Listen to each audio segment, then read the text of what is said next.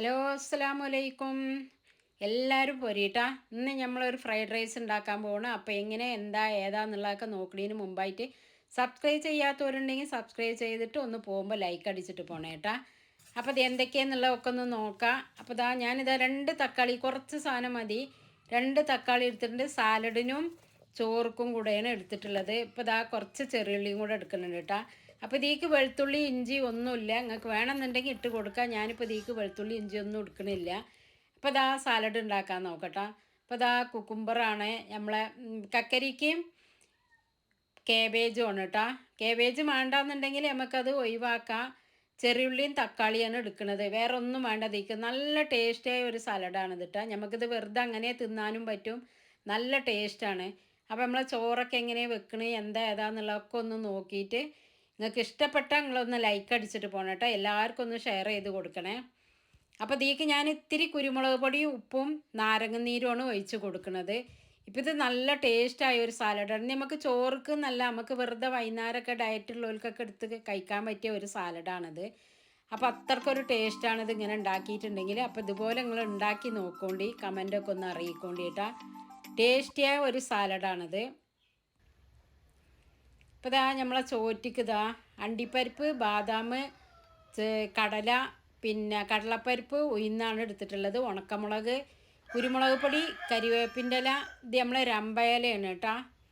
ചോറ്റിലിടുന്ന ബിരിയാണീൻ്റെ ഇല ഉണ്ടല്ലോ, അതാണിത്.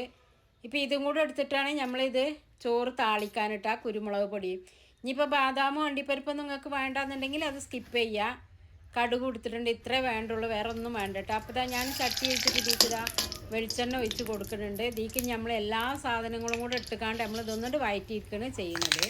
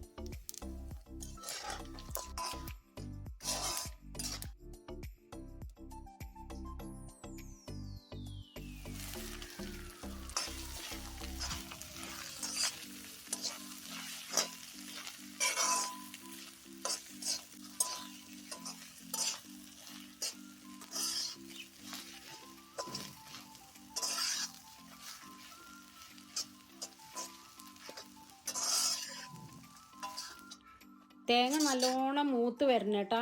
മൂത്ത് അതിൻ്റെ നിറം മാറി വരുമ്പോഴാണ് നമ്മൾ ചോറിടാൻ പാടുള്ളൂ. ബസ്മതി റൈസാണ്. ഇനിയിപ്പോൾ നമുക്ക് ബസ്മതി ചോറ് ഇല്ല എന്നുണ്ടെങ്കിൽ നമ്മൾ സാധാ ചോറ് ഇതുപോലെ ഇങ്ങനെ ഉണ്ടാക്കിയെടുക്കാൻ പറ്റൂട്ടാ.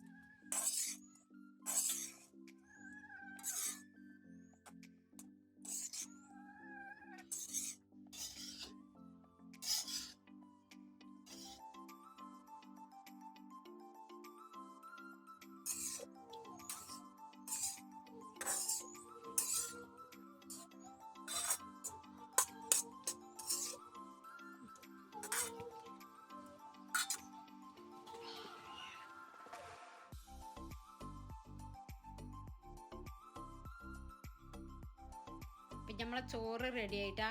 ഇതിങ്ങനെ ഒരു 5 മിനിറ്റ് 10 മിനിറ്റ് നമ്മളിതിങ്ങനെ മൂടി വെക്കണം. കറക്റ്റാ.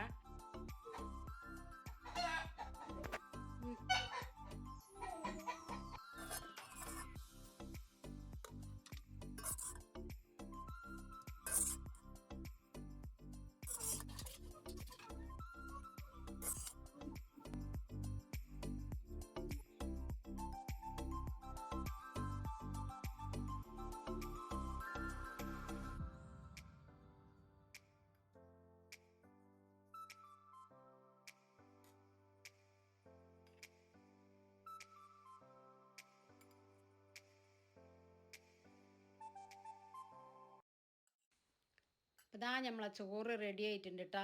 നല്ല അടിപൊളി മണവും ടേസ്റ്റും, ആ ജീരകത്തിൻ്റെയൊക്കെ ഒരു ടേസ്റ്റും തേങ്ങൻ്റെയൊക്കെ ഒരു ടേസ്റ്റും, നല്ല ടേസ്റ്റിയായ ഒരു ചോറാട്ടാ. ഇത് നമുക്ക് കുട്ടികൾക്ക് ചോറ് സ്കൂൾക്കോ കൊണ്ടുപോയി കൊടുക്കാനും പണിക്ക് പോകണവർ ജോലിക്ക് പോകണവർക്കൊക്കെ ഉണ്ടാക്കിയെടുക്കാൻ പറ്റും. പെട്ടെന്ന് ഉണ്ടാക്കാൻ പറ്റിയ ഒരു ചോറും കൂടെയാണ് കേട്ടോ. അപ്പോൾ ഇതിനിപ്പോൾ എരിവ് പോരാന്നുണ്ടെങ്കിൽ ഇതാ വെളിച്ചെണ്ണയിൽ കിടന്ന് മൂത്ത മുളകാണത്. ഇതൊന്നും ഒരു കടി കണ്ട് കടിച്ചാൽ മതി. എന്നിട്ട് അങ്ങോട്ട് തിന്നാൽ എന്താ ഒരു ടേസ്റ്റ് അറിയോ കണ്ടില്ലേ. അപ്പോൾ ആ ജീരകം, കുരുമുളക്, കടുക്, പിന്നെ ഉഴുന്നും പരിപ്പ്, കടലപ്പരിപ്പൊക്കെ അല്ലേ, അതൊക്കെ എണ്ണയിൽ മൂത്ത കാരണം നമുക്കിതിങ്ങനെ കടിക്കുമ്പോൾ നല്ലൊരു ടേസ്റ്റാണ്. ഇതിന് വേറെ ഒരു കൂട്ടാനോ വേറെ ഒന്നും വേണ്ട കേട്ടോ. ഈ ഒരു ചോറ് ഒറ്റയ്ക്ക് തന്നെ നമുക്ക് തിന്നാൻ പറ്റും.